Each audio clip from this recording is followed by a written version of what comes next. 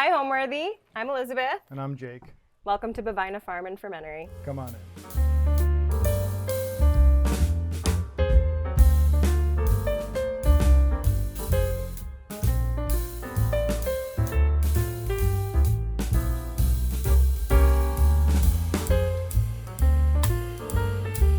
You're watching Homeworthy, where we believe every home has a story. Hello, I'm Elizabeth Starks. And I'm Jake Sackett. Welcome to Bovina Farm Fermentory, our home, restaurant, and guest house.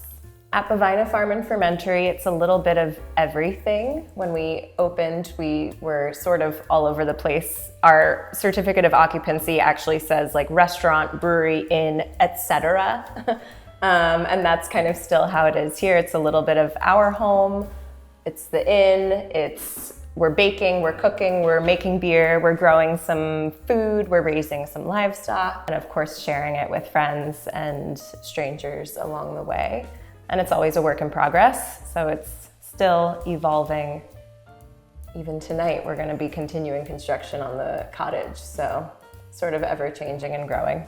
I grew up here and we were looking for a piece of property in the area to move back, and we bought this property in 2019. It's 20 acres, and when we bought it, it was completely wooded. So everything that's here, we built mostly ourselves with the help of a local barn builder to erect this particular structure. But what we have is the main house, the second floor. There's kind of two in rooms, one of which we've been living in for the past few years. And then a kind of guest bedroom back here. And downstairs we have our kitchen for the restaurant and the restaurant. And there is also an in-room off the back of that. And adjacent to the main house is our brewery barn, which is a timber frame barn. And then Elizabeth and I put in a sheep barn down the hill, which is like a pink barn to house our livestock. And then we have a few coops in the back for our ducks and chickens. And then down the hill we have our new cottage, which we just finished building, and we're excited to debut. Jake went to school for agriculture. We met each other freshman year at Cornell. He was in the School of Agriculture and minoring in sustainability. I was going a more business route, but I would always like sneak into his classes because he would be like breeding peppers and plant genetics, and the plant science building is literally like covered with ivy and like a field of plants in front of it. He was like birthing baby calves in class. So obviously I was like, that's where I'm gonna go instead of like marketing. And then he comes from a line of dairy farmers from this area. So his family settled here in the 1800s in Bloomville, which is like 10 minutes away. And his grandparents are still there, and his grandpa and dad ran a dairy through the 90s. And we have a lot of like artifacts from the dairy throughout the house, like old milking stools and different pieces of pottery and jugs. But I think that blend of the agricultural education, but more so the education came from just doing it and growing up with it and being around it. I think there's like a different lifestyle that comes with being raised as kids, and both of us from rural areas, just kind of barefoot, being in the garden, hiking through the woods. That was your playground. And just having a real love for like the outside world and food that's coming from the ground. If there's a little bit of dirt on your plate, like all the better.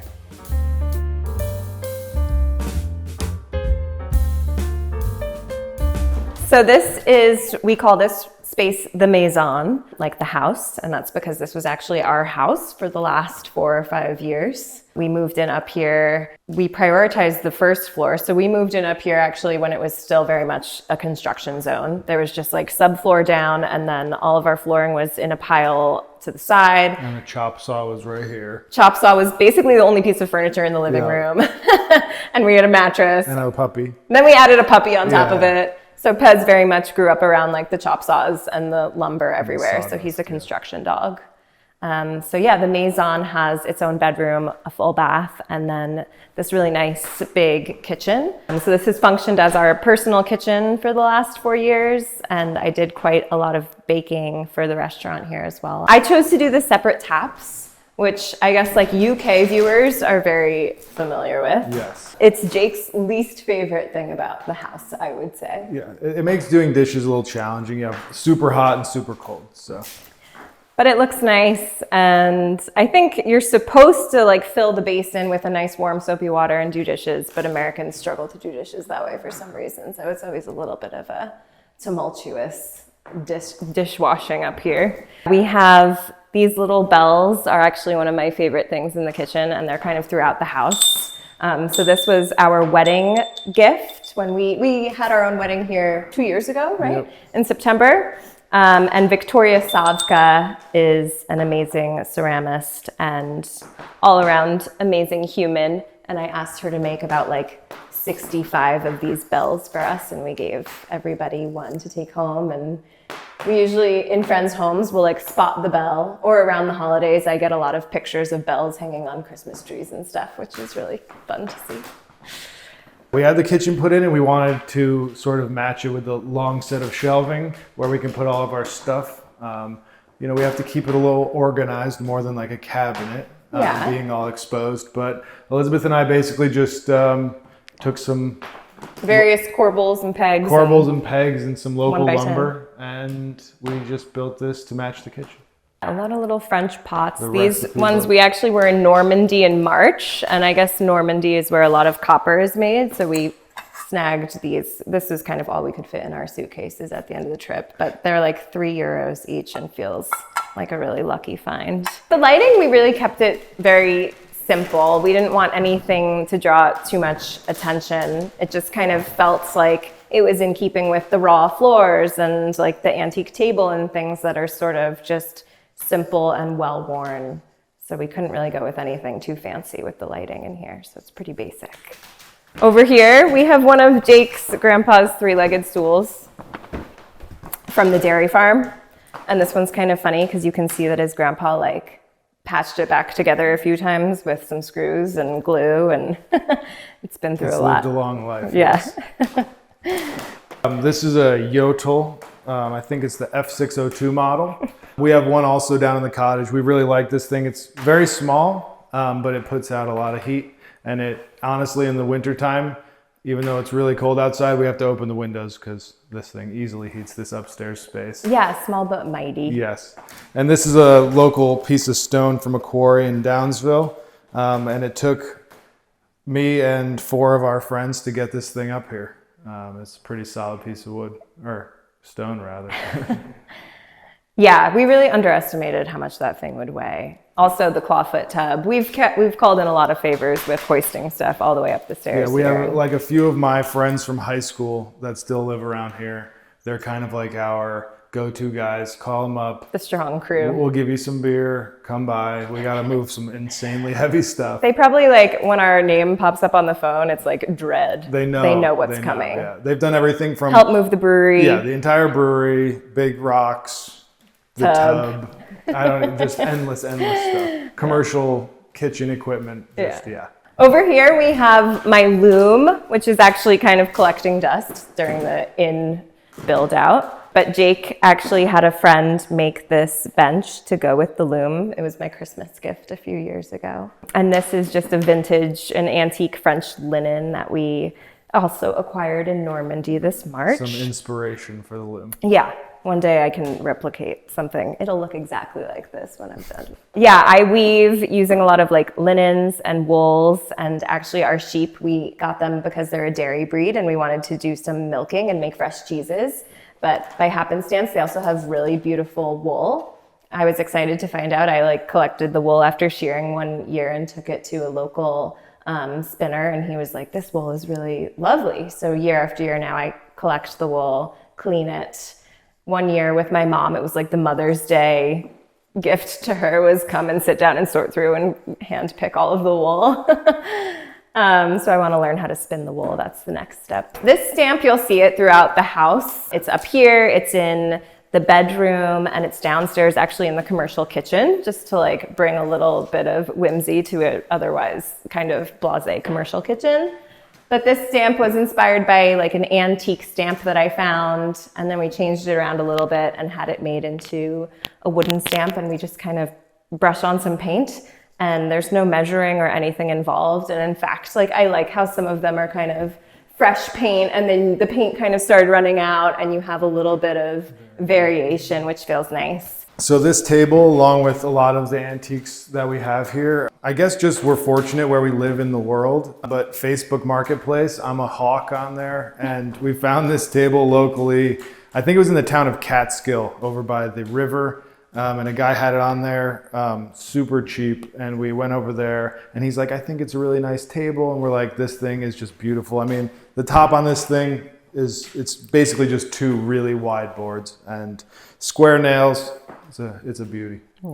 Yeah, so this area has been like our only real couch area for the last 4 years. Still have not acquired a proper couch, but the day bed is a cozy situation. Some friends have slept on it. The dog gets up there. Our friends' kids lay here when they come for dinner. And then this is an antique rug. And I thought it was a really unusual color scheme. Like you don't see a lot of rugs with the ivory as the main color. So I snagged it for this space, and it feels like it adds a little bit of something eclectic up here. And then over here we have one of the various ceramic jugs that my grandfather had sourced for us. And this one does have a little crack, but I think it kind of adds to it. Yeah, the imperfection makes it better. Over here, my mom's picnic basket. I remember venturing up into my attic in my childhood home, and I would always like see this picnic basket. And even as a kid, I was like enamored. And so I finally took it home, and it has a whole like inside component and little like wine holders that attach to the sides. And it's got a lot happening, which is fun. Okay, so now I can show you the bathroom that's part of the maison. So this is the said heavy clawfoot tub that Jake and a few friends had to lift up in here. This was one of the first pieces of furniture that went upstairs. And then we built a lot around it. We have these dormer windows throughout the upstairs, which gave us a lot of extra storage in the benches that Jake built underneath. And then instead of traditional shades, we decided to do shutters, which just felt kind of nice with the rest of the wood that's happening on the walls, and a little bit more fitting for a bathroom area, which is like kind of could be moist or humid. A shower, which I sometimes play with ceramic tile paint and like kind of painted the little nook in there, but it comes off, so I change it up a lot of the time. So wood is actually pretty naturally durable. I mean, wood gets wet, trees get wet, and this wood is from a local mill. It's a mix of pine, some of it's hemlock. It's the same wood that is our siding. It's just a bit of a smoother plane that's happening in the shiplap. So it's literally from a mill that's 20 minutes away. It's from a lot of our local trees, which feels really special. We decided not to seal the knots, kind of to keep our sanity, because there's a lot of knots in this house. But I just like the way that it's sort of aging and coming through, and wood has knots and it has imperfections, and I don't feel like it's something we have to cover up. It kind of goes with our whole theory of like all of the materials that are used in the house, or even like in our cooking. It's sort of the imperfections are what make it good. Like friends will pitch in and help with building, and they're like, oh, I'm not an expert, or I'm going to ruin it. And it's like, no, that's fine. Like if we wanted it done professionally and perfectly, we wouldn't be doing it ourselves either. So this painting, I sort of got into a lot of like mini and small paintings when we were building out the house. I don't know why, they just kind of kept attracting me. I found a lot of them on Etsy. That's where I got a lot of my antiques. And I just loved this like pop of green, this summery scene to kind of play off of like the white bathroom. All right, so now we can show you the other room that's on this floor.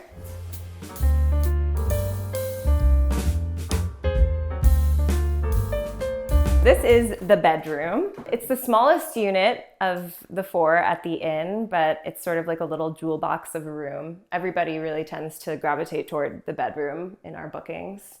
So you'll see that same stamp is along the ceiling in this room. Another very small painting that I've acquired. I think this woman is sewing at a sewing table here. We went with these roller shades, which were hand stamped by a company called Melton Workroom, and they specialize in like traditional craftsman roller shades. This was really just another Etsy find. So I have one of these up here. I also have a matching one down in the cottage. I just think they're kind of quirky and fun, the way that they fold an accordion around. And then the lamp over here is actually from my mom's bedroom, her childhood bedroom growing up. And It stayed in that house. My grandparents are still there, and then I took it home one day. So when we started building the house, I was actually a little disappointed with how pristine everything was looking as a new build, because we really admired old historic structures.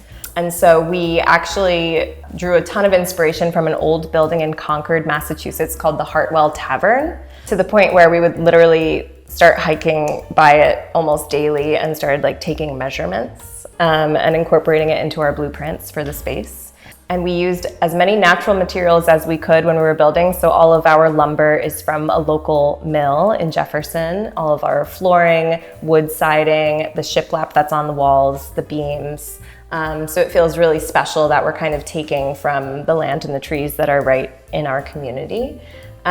Similarly with like the bluestone and slate around the house is from the local quarries. But even so, you could still tell it was a new build. So we started layering in a lot of treasured antiques that we could find. All of the tables, the chairs, larger pieces of furniture and small knickknacks, even like doors and windows, a lot of those are antique as well. And I think sometimes people are actually fooled. We'll get asked about like the history of the house. And we're like, actually, it's just 5 years old. It's like we built it starting in 2019, which is kind of funny. So I think it worked. So it's a nice blend of old and new in that way, which feels like a nice balance.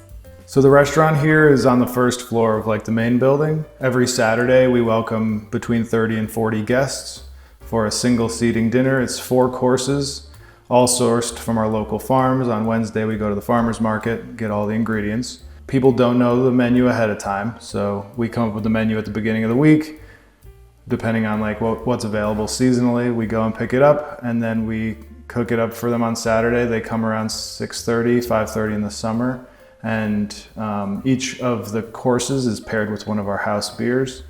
Yeah, and this summer, we built a 40-foot long table out back, weather depending. All of the Saturday summer dinners are outside around the long table, which is a lot of fun. The meals are really communal. You know, parties are sat together, but you'll also be sharing the table with some other neighbors. And usually toward the end of the night, people, like the laughter and the volume of the room is just growing and growing, and people are getting more comfortable with each other, and sometimes even like exchanging numbers at the end of the night, which is really sweet to see.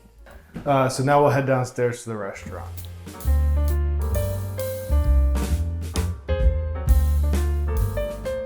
So Jake and I built all of the built-ins that are in the room. We started with, this was our first. It was like the centerpiece behind the bar. And this bar is actually an old general store counter from Maine that we scooped up for $300 from our favorite antiques warehouse called Old House Parts in Kennebunk.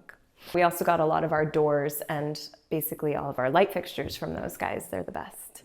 But this built-in, we built it first on the floor, and then again called that same crew of friends to come over and lift them up into position, and then we trimmed them out on the wall. And it's just where all of our glassware lives, our New Year's Eve champagne tower coupes. The first year we did our champagne tower with plastic coupes, and there was actually a group of architects sitting at the first table right next to the champagne tower. And they were like busting my chops, being like, I don't know if those plastic coupes are going to bear the weight of the champagne, and you might be doomed once this thing starts flowing. So after the first year, we went with glass. Upgraded to the glass. But the first year, it still went well. It did work. It worked. So the other built-ins we have are, we call this the butler's pantry. That's sort of the inspiration behind it. And sort of the joke, like if only we did. as if we had a butler. But this was a doorway to go outside. And we found that we really never used it as a door. So a couple months ago, we kind of built this as a unit for all of our stuff that we need to store. And we just kind of had a lot sitting on the bar. We felt like we needed a place to store everything. So this gives us a ton of storage. And she decided to go with this dark red color, which I was hesitant at first because we have a big white room here and this is a real pop of color. But I think I have grown to love it, and I think other people like it as well. I think it's a little bit of a statement. It's also just so cozy. Like sometimes during dinner, I just want to kind of go take a little nap in the dark and moody butler's pantry. So, this hutch actually was another Etsy find. A guy came from Vermont and delivered it. He showed up in his pickup truck with him and his dog and dropped it off for us. This was one of the first pieces of furniture that went in here. And behind it you would see about right here, I'd say maybe 50 swatches of paint from her color testing on the walls. Yeah, I got really carried away, went down a big rabbit hole with paints, a bunch of different whites. We knew we wanted like offset whites, but finding the right whites was a challenge. And then this is a new fixture as well. It's actually, this used to be an entryway into a side room, which we've now turned into bedroom number 3 for the inn. And eventually it will be an innkeeper's quarters. So if there's any future innkeepers out there, send us a message. So I think when we were designing this, we really had in mind this sort of like traditional tavern style. So we wanted it to feel like warm and welcoming, and like we had said earlier, the Hartwell Tavern, we were really inspired by that. And I think Elizabeth wanted to kind of go with shorter ceilings. I wanted to go all the way. Like the Hartwell Tavern, we stole like the shiplap and the height of the shiplap and the chair rail, and then the ceilings was like, okay, they've got these like really 6.5 foot ceilings. And I was like, let's do it. And it'll be like a candlelit cozy. And everyone was against me on it. So we went with 10-foot ceilings. Which feels very open and bright, but it still keeps that really cozy kind of tavern feel. And when we initially set out to do this, the dinners have evolved out of what we've done over time, but we really envisioned this more as like a place to come in, have a beer and maybe a bite to eat. But it's kind of taken on a role as a more like formal restaurant dining setting, and I think it's well suited for that as well. At night, we dim the lights, turn on the candles, and it takes on like a moodier, darker feel, which feels nice for a dining experience. Okay, so in the summer, we take everybody out back to the 40-foot table, which we can show you. We're really excited. We finally have this full-time table out here because in previous years, Jake and I were building a table and then disassembling for every single Saturday dinner. This is finally our permanent fixture. This is Pez. He's a wire-haired pointing Griffon. He's a bit goofy. His role in the house includes dinner cleanup when he goes under the table and scavages for all of the crumbs at the end of the night. But the table, we built this table 2 months ago or so. Mm-hmm. We got all the lumber from a local mill in Cooperstown, which is called Whiteman's Lumber. It's all Western red cedar that we treated with a 50-50 mix of linseed oil and pine tar. Really helps. I mean, you can see the water will sit right on the table instead of soaking into it. It's 40 feet long, and then there's 2 sets of 40-foot benches to accommodate a lot of people. We called on those same burly friends to help us put down. These are 2 foot by 2 foot by 2 inch bluestone from the local quarry for the tables. Neither Elizabeth or I have any like real background in like formal cooking or restaurant experience. She worked in a cafe throughout her years, but this was really my first restaurant job. In October of 2021, we had been doing like more casual thing inside, and we were like, let's kind of see how it would go and host a full dinner event here.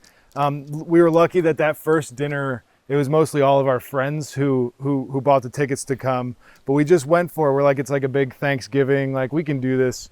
And then over time, it just became a lot like more natural and easy, and we started doing them every other week, and then it just became we're doing this every week. 4 years later. 4 years later, we're still doing that.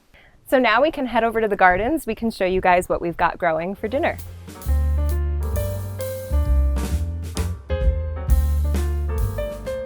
So we can start with our herb bed. This was built a few years ago. We built this. My mom actually had found these gorgeous large antique windows for me, and I needed a place to put them, so I thought I would build a little cold frame for herbs.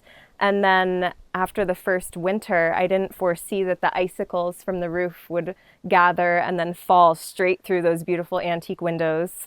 So now we have a cold frame that's windowless, but I am working on sourcing some new antique windows, and we'll cover it in the winter so we don't have that happen again. But right now we've got lavender growing. I love, every time I walk by, I just like have to take a little sprig and put it in my pocket just to have throughout the day. We have some dill, basil, chives, thyme, and honestly, I haven't finished planting for the summer meals yet, but we have a pot of tarragon and some cilantro. What's our favorite herbs to cook with? A lot of thyme, rosemary, Yeah, the classics. The classics, yeah. Chives, of course.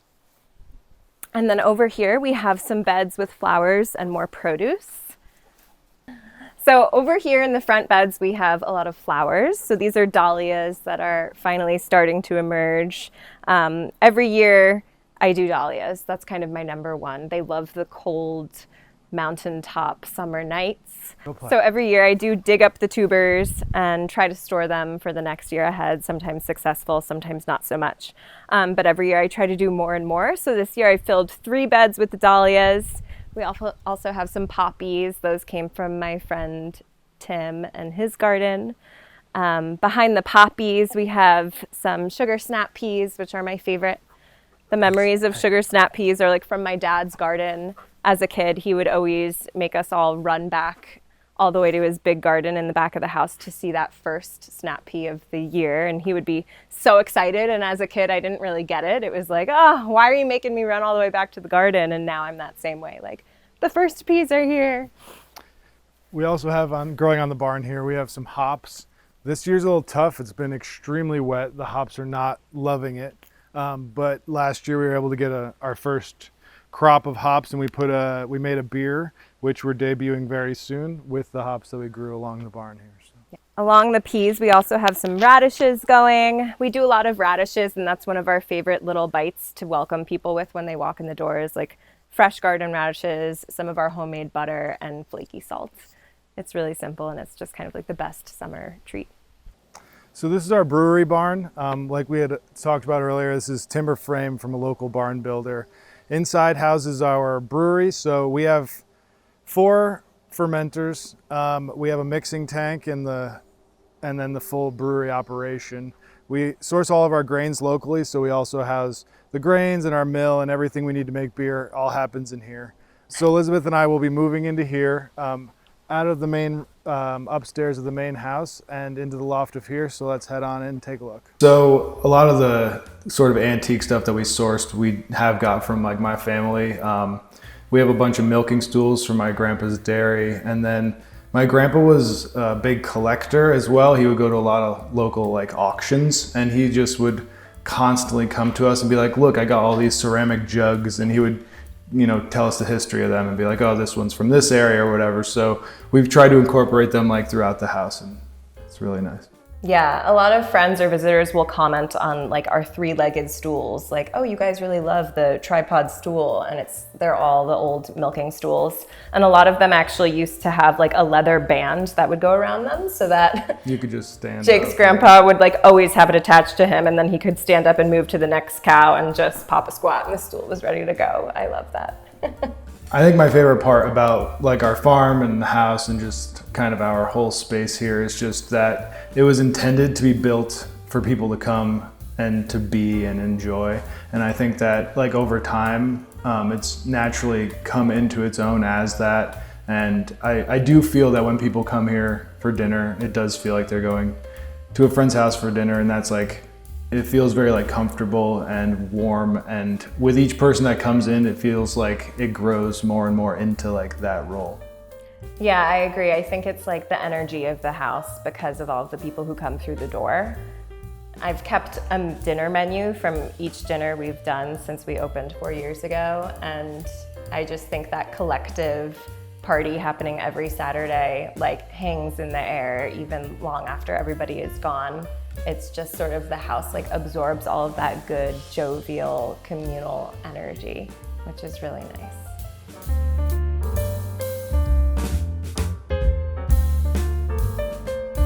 I would say maybe 8 or 9 months ago, I said to Elizabeth, I was like, we have the loft in the barn. Nothing's happening with it. It's just like a bunch of storage. We can probably get rid of most of that stuff. And I think it would make like a really cool room for people to stay. And so as we were developing the idea for the inn, it started evolving like a snowball rolling down a hill. Like we had 2 rooms, and then we had 3 rooms, and then we had 4 rooms, and now we're moving out and we need somewhere to stay. And this was intended to be one of the inn rooms, but we decided, based on everything that's going on, this would be a great space for us for the time being. We do have another 20-acre property that's adjacent to this one that we intend to build a house on someday. But for the time being, I think we'll just move in here. It is a little smaller, but we've lived in studio apartments together, and It'll it's be no fun. problem. We will use the restaurant kitchen.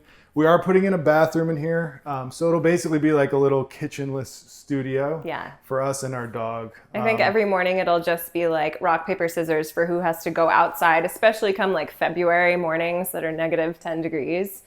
Go outside to that commercial kitchen to make a cup of coffee. I will say I was met with quite resistance when I suggested turning this into like it was a little rough in here at the time, so she wasn't on board necessarily with the idea of turning this into like a more polished space. But I just love how it came out. Like you can see all the timber framing. We went with all wood everywhere. This was actually open to the brewery, so I had to frame out this wall and put up this wood, and we put up the big bathroom wall to kind of keep like the height in here, and I personally love this space, and I am excited to live here, even though it is a little tight. Yeah, definitely downsizing, but hopefully we can get on that house building project next, and we won't be in here for 4 years like the upstairs. As far as it goes for like learning how to build stuff, I feel like we're really comfortable now, like doing most construction projects, even if it's something we've never done. Like we kind of have like the resources and mostly all the tools to like kind of take on something new and learn how to do it. We relied heavily on YouTube, and I still do. But we just, I think we're like comfortable now to be like, we can figure it out. Like when we first started doing some of these bigger projects, we're like, it seems really daunting. But then as you like do more and more things, even if there is something new and big, you're like, we can do it. We'll just figure it out. So. Yeah, make mistakes along the way. We also give ourselves permission to do that, and it's okay. And we're not surgeons, so no one will be too impacted by our mistakes, except maybe looking at some crooked grout lines. And our most recent building project actually is our guest cottage, which is about halfway up the driveway. We literally just finished that like today. So, and are going to continue finishing it. And we're going to continue finishing it today. But we just finished it to the point where we're really happy to debut it and to show it off, so we can. It can be a first sneak peek. Yes, exactly. You saw it here first. And we'll head down there now. So this is the first sneak peek of the cottage, which is about 90% complete. So we'll let you guys in.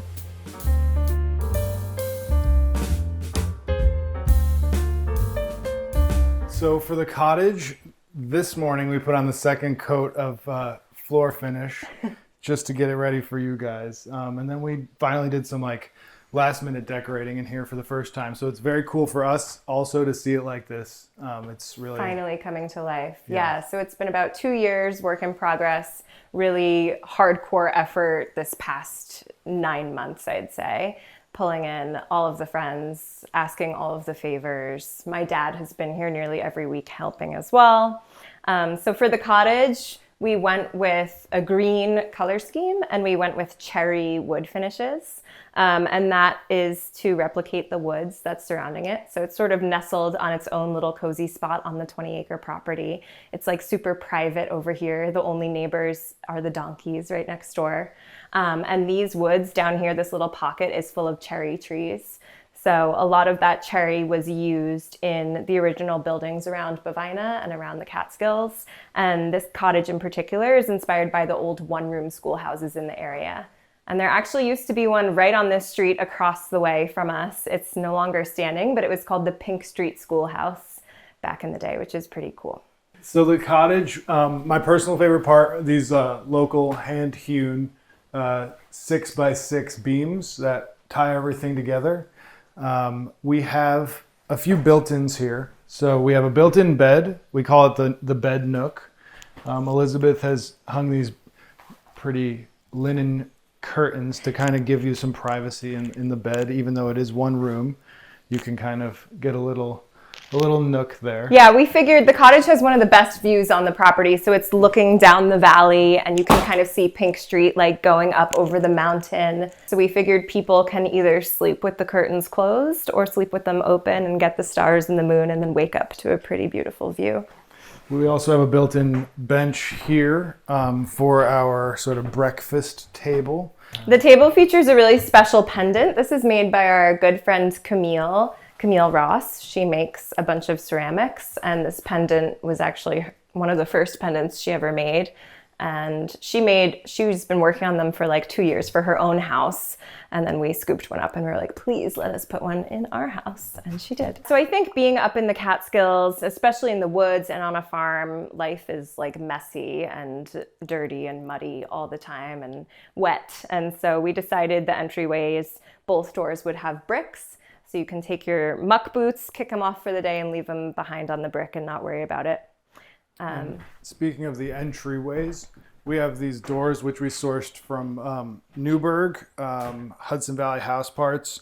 We were looking for doors to really make the cottage feel right, and we went in there and we came across, it's actually a set of 4 that used to accordion closed, and we put 2 here and 2 over there. And it kind of keeps with the theme of this room where we have the big the big wall of windows, and the doors lets in a lot of natural light. This cottage is actually off-grid. We have a solar array out near the field that powers it, and we have some storage of water in the basement, and it is fully off-grid. So there's no Wi-Fi, but it's a great place to unwind and spend some time. Yeah, we almost didn't do the solar array, wanted to keep it truly off-grid and have just the wood stove and candlelight. But we figured we would make it truly 4 seasons, and there's a backup heat supply and 2 light fixtures as well. And hot water. And hot water, so you can take a hot shower. Still got a little bit of like spackle and mortar happening here, but this is the little kitchenette, kind of mimics the upstairs kitchen in the main house. These cabinets are from Duval over in the UK. And then Jake and I put the cherry butcher block to match the cherry floors. And we do this on all of our sinks. We kind of like to cut out the butcher block around the sink and then put a little piece of marble or stone under the taps just for splashing and like soapy messes. And then similar shelving and corbels as we used upstairs, which we still need to deck out with a few more items. But yeah, that's pretty much it. We have another one of our wedding bells hanging over here. Since I do have so many, I figured we should stick one in each building. Yeah, so this is the stove, the same one we have upstairs in the maison room. We just need to get our pipe in, but it's all ready to go. We have a few more months to get that one done. Till the cold comes. So. We're still working on growing some grass here. Yes. But Elizabeth's parents, her neighbors had all of these slates laying around in the yard, so we scooped them up, put in a little pathway. The cottage is about halfway up. Our property is kind of long and narrow. Our driveway winds up the hill, and this is about halfway up. Sits on this little nook, and you can see right down the valley here. We wanted to really highlight that with the wall of windows inside, and we went with kind of a similar color scheme outside, maybe slightly green. We're still wondering. Yeah, it morphs. It changes throughout the day and throughout the weather. On a sunny day versus a cloudy day, we're like, is it green? Is it beige? Is it cream? We're not sure, but luckily we love it in all shades. And this is all that same local lumber from Peterson's sawmill, hemlock. We used rough cut siding, and then all the trims are done with rough cut 2x4s as well. Yeah, and this is the really typical one-room schoolhouse shape you see throughout the Catskills. It's just sort of this very simple single-story, simple roof line, which is also nice and simple for us to build ourselves. So you can follow us down the wooded path to the donkeys. It's a little overgrown.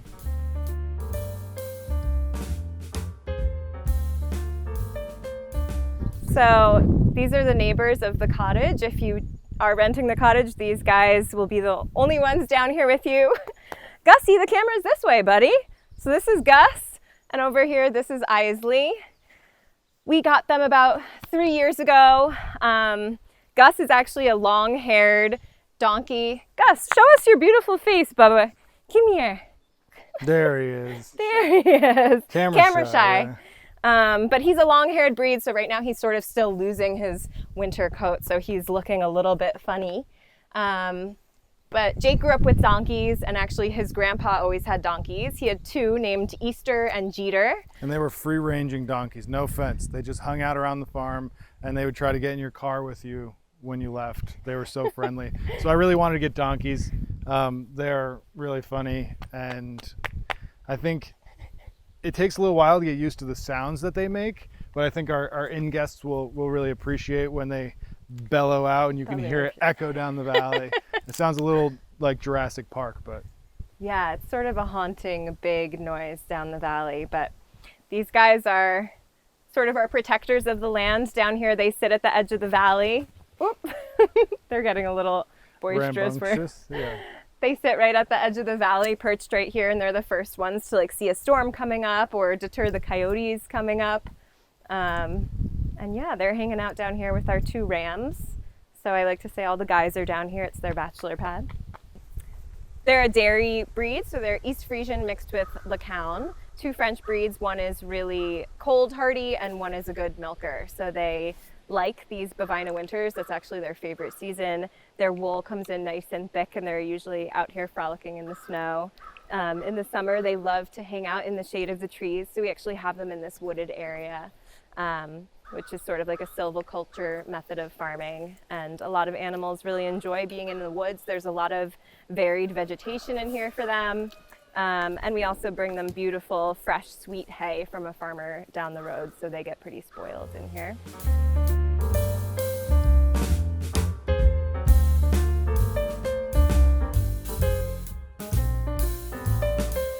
I think home is like where you can get a good cup of coffee in your favorite mug, where you can eat a home-cooked meal on your favorite plate. Maybe it's like an old antique plate, or just drink a beer out of your go-to glass. And it's got all of your things, but things are only important because of all of like the memories that are behind them.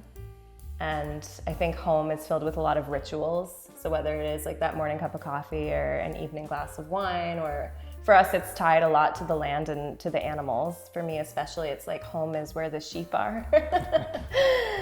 Just going out and being able to say hi to my girls throughout the day, and the chickens and ducks sometimes come up during the dinner parties and like hang out by the long table, and that just feels like an element of home to me.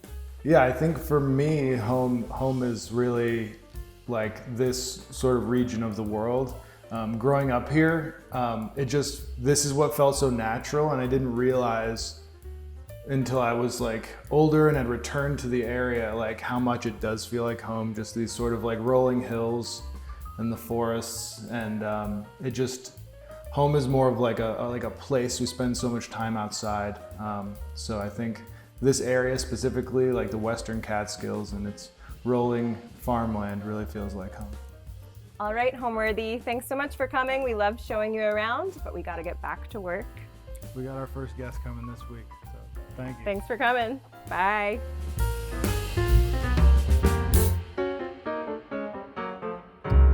Thanks for watching. Go to homeworthy.com for exclusive content and shopping guides.